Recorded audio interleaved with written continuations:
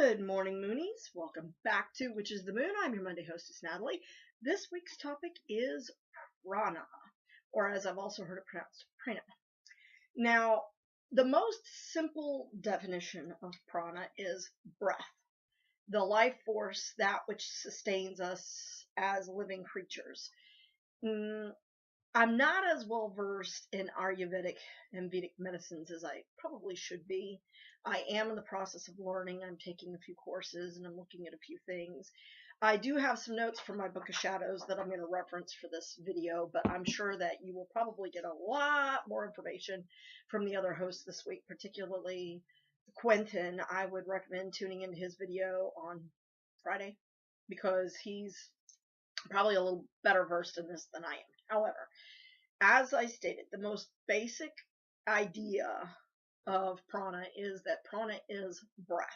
It is thought that breath and oxygen, of course, is your life force, that prana is imbued in you at conception and birth, and that you carry that prana with you until you cease breathing.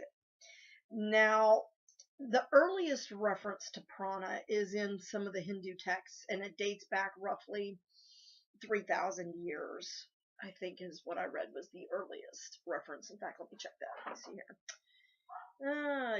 Yes, it's from a text that I won't even try to pronounce for you, but it is seen a lot in the Vedas and the Upanishads in terms of its referenced a lot. It's my understanding that there are 5 different types of prana.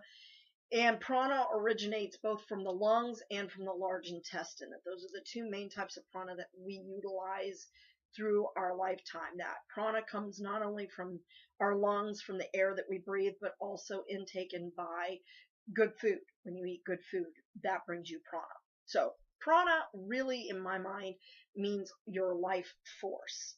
That which makes you you and makes you a living, breathing creature. Now, how is prana used in terms of what does that mean for us as witches, or what does that mean for us in terms of the craft? Well, a lot of us within the craft believe that there's value to be had in the beliefs and the religions and the medicines of many different groups.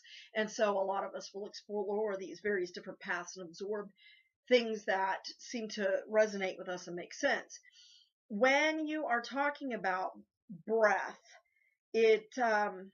trying to think how to phrase this in a way that makes sense. It makes sense in my head, but sometimes it doesn't always make sense. You have to remember, I'm a big believer in the chakra system, that we have these energetic fields around us that align our body. They align with different organs. The idea is to get that prana into each of those and to cleanse that out. So a lot of times prana is used for clearing your chakras, right? You're breathing in a specific way that with your focus and your intent, you're using it to clear that space, which will then in turn bring health to the organs that are represented by those energetic fields. Now, the chakra system is more than just the 7 basic chakras. A lot of people only think of the 7 that go down the nervous system from the crown to the root, but there are other chakras within the body. However, those correspond to the major organs. So when you are bringing prana into that and you're clearing that, a lot of times you'll hear people say when they do like a chakra cleansing meditation, they'll say we're going to use our breath. They're really referring to prana. You are intaking that life force and you're using it to cleanse out whatever is ailing you, which in turn theoretically would cleanse whatever internal organ and help clear up any difficulties that you're having, any issues or medicine, not medicines, but diseases that you may be experiencing with that. Now, clearly, this is not saying that you shouldn't look into other forms of Western medicine to clear up any ailment that you have. Okay, it's just a natural way of looking at how life flows, and they flow through the nadis, or the channels that you have in your body. So I don't know that nadi would correspond with chakra. I don't believe it does. I think they're just talking about different channels through which the prana will flow and bring life force to you. So when the mind is agitated due to interactions with the world, the physical body also suffers, and that could cause fluctuations in the flow of your prana, or your chi as it's known in Chinese medicine. I do believe that those two are pretty much a corresponding type of concept. If it is not, please somebody correct me. But it's my understanding that chi and prana are pretty much the same thing.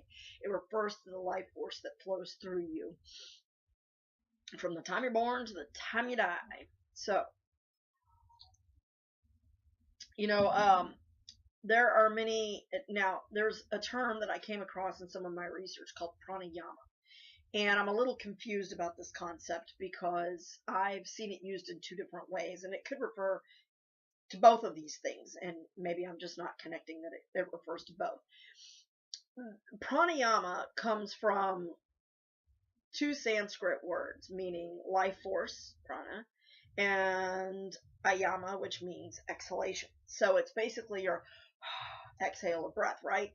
Now, pranayama also refers to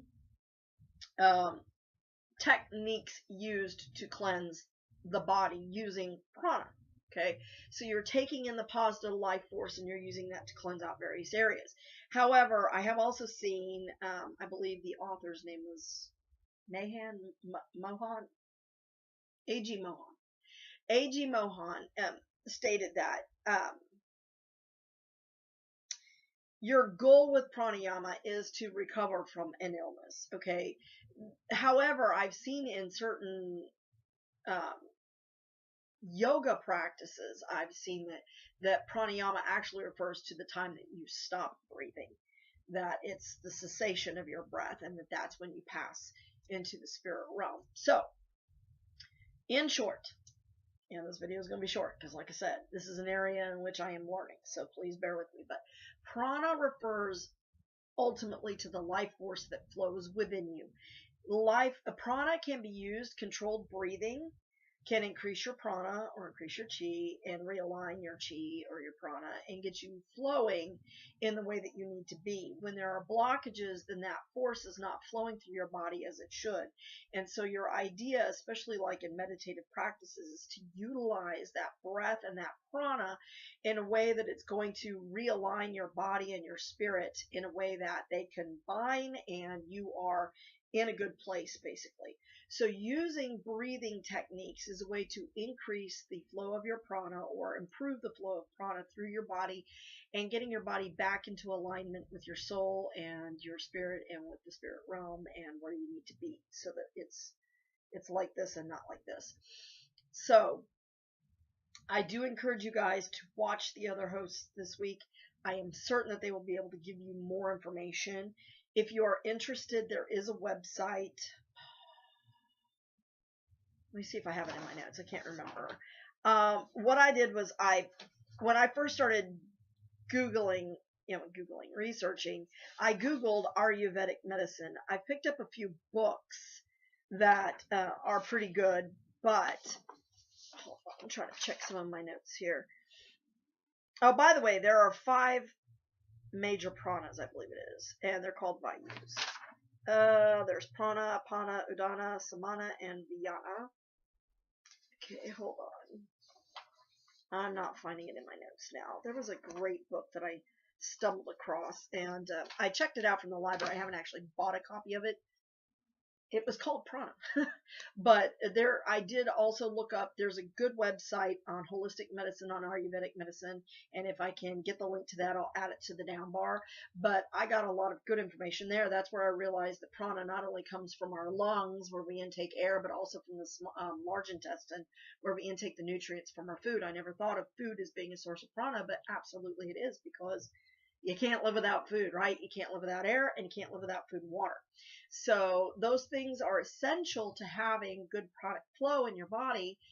So by making sure that you're not doing things like smoking or eating bad foods, things that are high in sugars and fats, you need to balance all of that. Because above all, everything, it's balance, right, folks?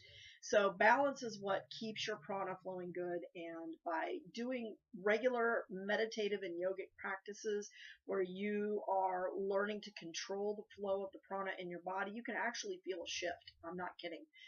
When I work on my breathing techniques to help me calm, and I'm doing meditation. When I'm in a deep meditation, you actually feel that sucker shift. So it's worth looking into, it's worth researching, and I think that there's a lot of value to that in terms of how our bodies work. I think we could learn a lot as witches and just as people in general from some of these ancient practices. There's a reason they're still around today. So keep that in mind.